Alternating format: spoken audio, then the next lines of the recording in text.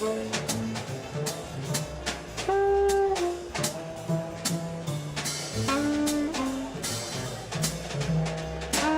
the first such festival or art show in Wisconsin. Hi, it's spring, which only means one thing. The 29th Annual Festival of the Arts is going on right here at UWSP. I'm going to be your host for the next 30 minutes. We're going to meet some of the artists and see some of their phenomenal art. So stick with me. You'll see some things you've never seen before. Well, I guarantee this is it. one of the best I've been to. I don't know yet in sales, but just because of the welcomeness we feel here. I mean, every need is taken care of by the volunteers and stuff, and it's just phenomenal art show for me. I just feel so welcomed here.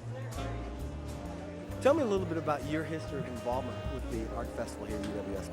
Well, a group of townspeople and students decided to have a festival, because that was all the thing about 25 or so years ago. They did this during the summertime and did it out in front of Old Main. A lot of artists come here because it is the first show of the year. Of course, it's inside because, as you remember, it was pretty doggone chilly outside yesterday and kind of dismal for an outdoors event. And that, of course, at the same time limits the number of artists who can exhibit in this courtyard. It's about 50-55 people without feeling too cramped. But you have to send in some slides, and a committee of about a half a dozen artists look at these slides. We put them up on the wall, and everybody votes on each one individually.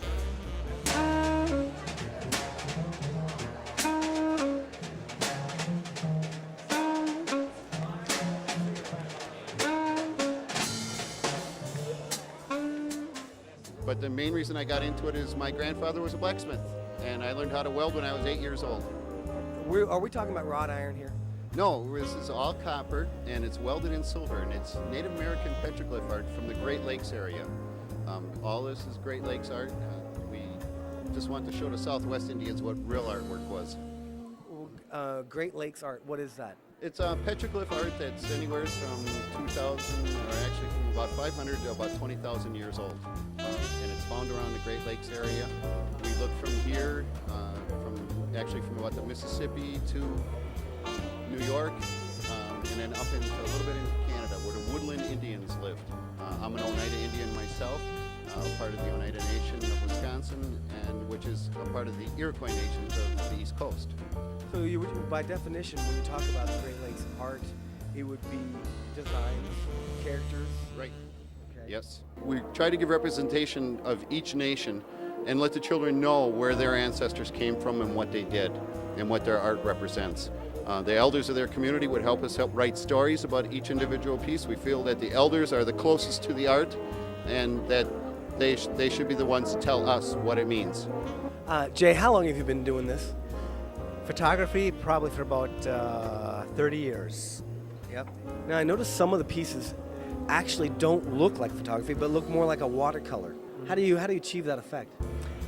It's a real thin paper tissue that's put on top of the negative. It's called a sandwich. So you lay the tissue on top of the negative between two pieces of glass. And all the textured look that you see is the paper fibers in the paper.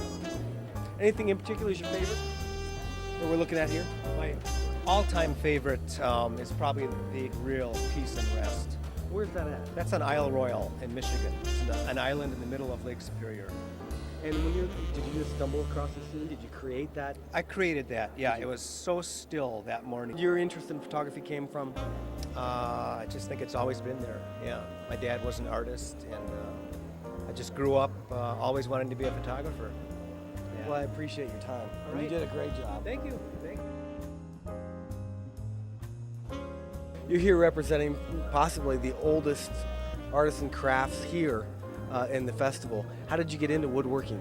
Well, I've been woodworking ever since I was a small boy. And I just always took to it. I carved things and sort of grew into it. And so I've been turning for about 40 years.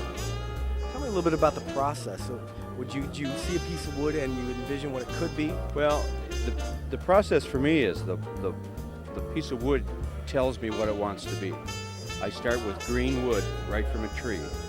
Like this particular piece, this is the bark that's still left on the rim.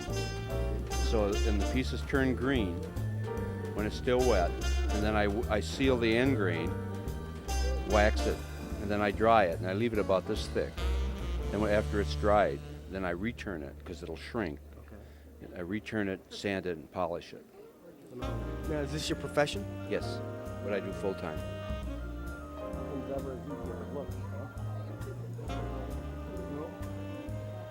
Every year it's getting bigger and better.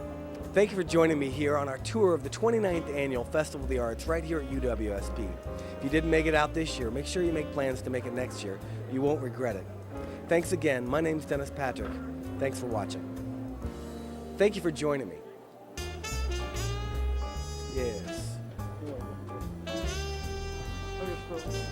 Thanks for joining me, and I'll be back in a minute, and I'll... Doink.